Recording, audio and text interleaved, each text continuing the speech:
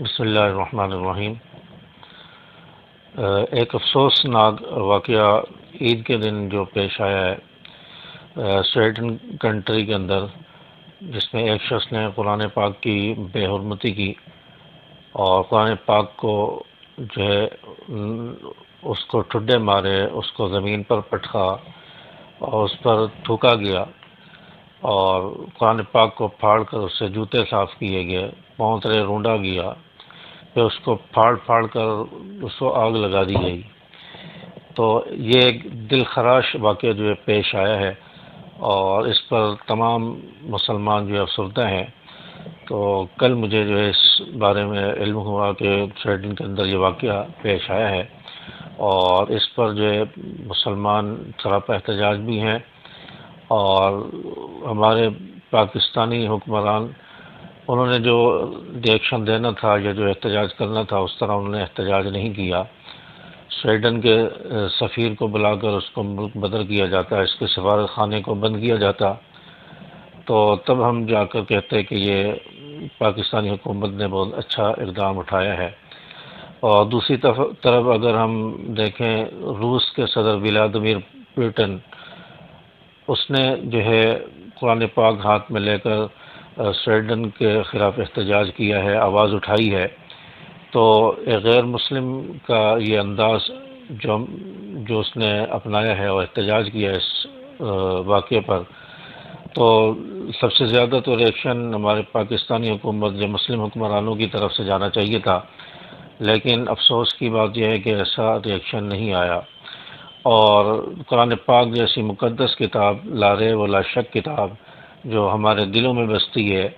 اور جناب رسول اللہ صلی اللہ علیہ وسلم پر اترنے والی اس مقدس کتاب جو تمام آسمانی کتابوں میں سب سے اونچا مقام رکھتی ہے، اس کتاب کی بے حرمتی کی گئی، اور ایسے شخص کو جو ہے قرار باقی سزا دینی چاہیے، اور ہم اس کی پرزور مذمت کرتے ہیں اس واقعے کی، اور بہت ہی دل خراش واقعہ ہے، اور انتہائی دل اس پر افسردہ ہوا ہے، اور دل کے اندر ایک تکلیف پہنچی ہے، اور مسلمانوں کے جذبات کو بھی اس واقعے نے مجروح کیا ہے۔ تو اس لیے سویڈن حکومت سے ہماری یہ درخواست ہے اور یہ اپیل ہے کہ ایسے شخص کو گرفتار کر کے، جس نے یہ ناپاک حرکت کی ہے، اس کو گرفتار کر کے قرار باقی سزا دی جائے، قانون کے کٹہرے میں لایا جائے۔ ہر مذہب کے بارے میں دنیا میں قانون موجود ہے کہ کوئی کسی کے مقدس شخصیات یا اسلامی جو مقدس شخصیات ہیں، اور قرآن مجید ہے، رسول اللہ صلی اللہ علیہ وسلم کی ذات مبارکہ ہے، اسی طرح اسلام کے اور جو بنیادی اصول اور قوانین ہیں، اس کے خلاف کوئی بھی جو ہے حرزہ سرائی نہ کرے۔ اس کا قانون ہر جگہ موجود ہے، لیکن اس قانون کے باوجود اس پر عمل کیوں نہیں ہوا، اور ایسے شخص کو اجازت کیوں دی گئی کہ وہ احتجاج کرے اور قرآن پاک کی بے حرمتی کرے؟ تو اس کی پرزور مذمت کرتے ہیں، اور ہمارے جو مذہبی لوگ ہیں اور مذہبی جماعتیں ہیں، ان کی طرف سے بھی احتجاج جو ہے سامنے نہیں آیا۔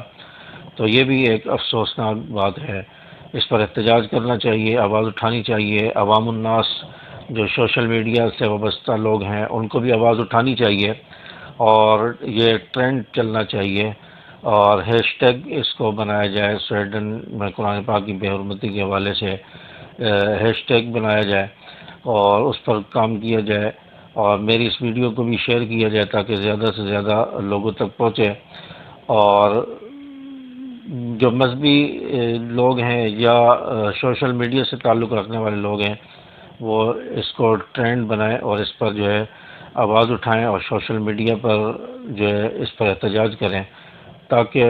وہ شخص جس نے یہ ناپاک حرکت کی ہے، مسلمانوں کے جذبات کو مجروح کیا ہے، اس کو جو ہے گرفتار کیا جائے، اس کو قرار باقی سزا دی جائے،